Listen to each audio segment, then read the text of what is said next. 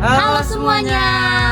Jadi kami dari siswa-siswi Wonder School Manado. Saat ini kami sedang melakukan kunjungan edukasi. Tentunya kunjungan kami saat ini kami berada di BRMP Palma.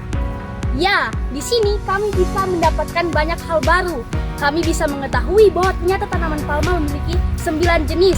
Banyak hal yang bisa kami ketahui, informasi penting tentang bagaimana pembuatan gula dari pohon kelapa, juga tentang hama-hama yang akan mengganggu pertumbuhan tanaman palma.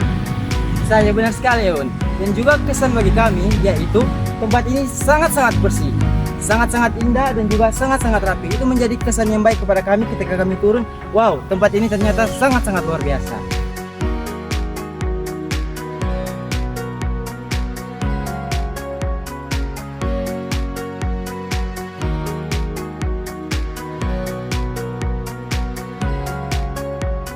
Mari datang ke BRMP Palma. Dah.